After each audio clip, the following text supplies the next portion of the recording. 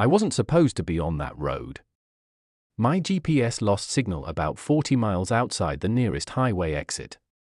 I was driving through desert mountain country, the kind of place where cell service drops without warning and the sky feels too wide. I should have turned around when the pavement turned to cracked gravel. Instead, I kept driving. It was late afternoon when I saw the sign. It wasn't reflective. It wasn't official. Just a wooden plank nailed to 2 leaning posts. River glass, 2 miles. I checked my phone. No signal. No listing for the town on my offline map. 2 miles wasn't far. I figured I could at least turn around there. The road narrowed as I drove. Brush scraped the sides of my car. The air felt strangely still. No wind. No insects hitting the windshield. Then I saw it. A cluster of buildings sitting in a shallow basin between hills. Old storefronts. A gas station with 2 rusted pumps. A church with a collapsed steeple. It looked abandoned. But not decayed enough. No broken windows. No heavy graffiti. No visible vandalism. Just empty. I parked near what used to be a diner. There were no tire tracks in the dirt. None. That should have been my first real warning. The town was silent in a way that didn't feel natural. Even ghost towns have wind moving through them. Loose metal rattling. Distant animal sounds. This place felt sealed. Like sound didn't belong there. I stepped into the diner. Dust covered the floor, but not thick. Thin. Even. Undisturbed. The booths were intact. Coffee mugs still sitting on tables.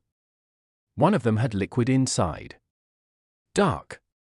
I moved closer. It wasn't fresh. But it wasn't evaporated either. That's when I noticed the clock on the wall. It was ticking. Soft. Steady. Tick. Tick. Tick. No power lines ran to the building. The hands read 3:17.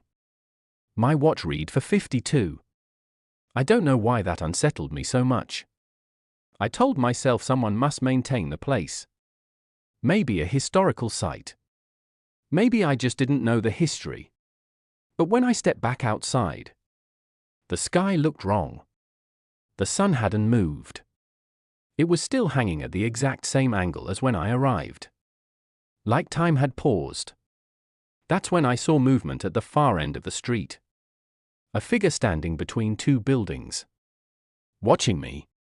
I raised a hand. Hello? No response. The figure didn't move. Didn't shift. Didn't blink. I couldn't make out details. Just a human shape. I took a step toward it. It stepped backward. Into shadow. And disappeared. That's when I decided to leave.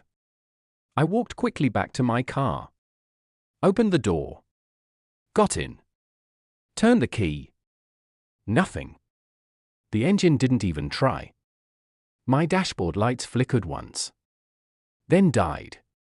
When I looked back up, the street wasn't empty anymore. There were more figures. Standing on porches. Inside windows. Between buildings. All facing me. Not moving. Not speaking. Just watching. And the clock inside the diner continued ticking. I don't know how long I sat in the car. Minutes. Maybe longer. The figures never rushed me. Never approached. They just stood there. Like they were waiting for something. I tried my phone again. No signal. Battery at 82%. Then 81%.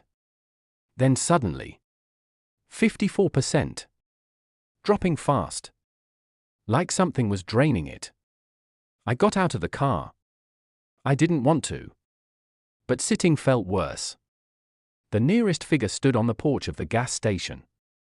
A man in work overalls. Hat pulled low. His posture was stiff. Too straight. I walked halfway toward him. "Is this river glass?" I asked. No response. I stepped closer. Close enough to see his face. His eyes were open. Wide. Unblinking. His skin wasn't pale. It wasn't decayed. It looked normal. Except it didn't move. Not with breath. Not with muscle tension. Not with blinking. He looked like someone paused mid-existence. Frozen in a moment. I waved a hand in front of his face. Nothing. Then his eyes shifted. Not his head. Just his eyes. They locked onto mine. My stomach dropped. His mouth opened slightly.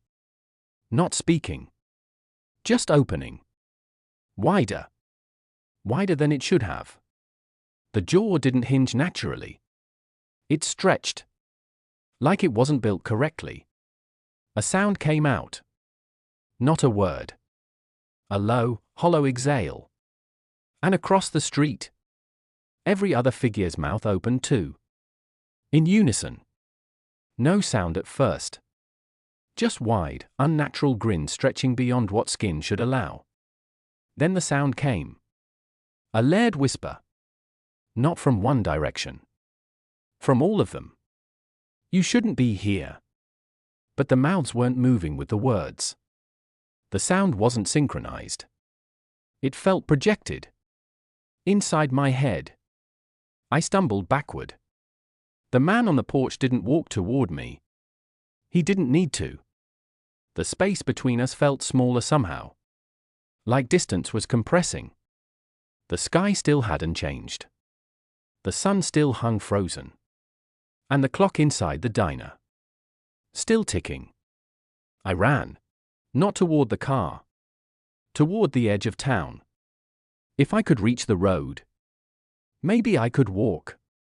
But as I reached the outskirts. The road wasn't there. The basin stretched farther than before. The hills looked taller. The town looked bigger. Buildings I hadn't seen earlier now lined the edges. More figures stood between them. All facing me. All smiling. All whispering. You stopped. You stayed. You saw. And then the sun moved. Just slightly. And the shadows shifted. Every figure stepped forward at the same time. Not walking. Sliding. Their feet didn't lift. They glided across the ground. Still stiff. Still grinning. Still whispering.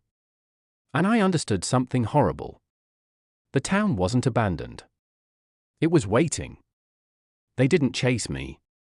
They didn't need to. The town changed when I wasn't looking directly at it. Streets bent. Buildings stretched. Windows appeared where there were none before. Every time I blinked, the layout shifted. And the figures got closer. I made it back to the diner. The clock still read 3:17. But now, it was ticking louder. Tick.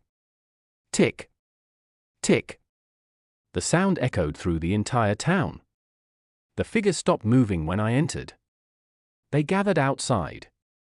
Pressing against windows. Not touching. Just hovering close. Their mouths moved now. Slowly. Out of sync. You stopped. You stayed. You saw. I looked at the clock again. 3:17. And I understood. Time here wasn't broken. It was paused. Waiting for someone new. The coffee in the mug hadn't evaporated. The town hadn't decayed. Because it wasn't old. It was suspended. And the people. They weren't ghosts. They were visitors. Like me. Caught in the moment they realized something was wrong. Frozen. Stored. Displayed. The man in overalls stepped inside the diner. This time, he moved normally. Smooth. Controlled. He sat in a booth. Gestured to the seat across from him. You stopped, he said clearly now. His voice sounded human. Calm. I didn't sit. He tilted his head. If you leave before sunset, he said, you can go. I looked outside. The sun had finally begun to drop. Barely. Why? I asked. He smiled wider. Because someone has to stay. The whispering grew louder. The figures pressed closer to the glass. You stopped. You stayed. You saw. I ran. I don't remember reaching the car. I don't remember turning the key. But suddenly, the engine roared to life. The sun dropped fully below the hills in a single instant. And every figure in the town turned their head sharply toward me. All at once. Their smiles vanished. Their faces flattened. Expressionless. I drove. The road appeared. The basin shrank. The town receded in my rearview mirror. And then, it was gone. Just desert. Just empty road. I checked my mirror again. Nothing. No buildings. No sign. No basin. When I finally reached cell service, I searched for river glass. Nothing. No records. No history. No maps. But sometimes, at exactly 3:17 p.m., my phone loses signal. My screen flickers. And for a split second, I see a street, a diner, a clock ticking, and figures standing still, waiting. Because I stopped. I stayed. And I saw. And I don't think Riverglass forgets visitors. It just waits for the next one.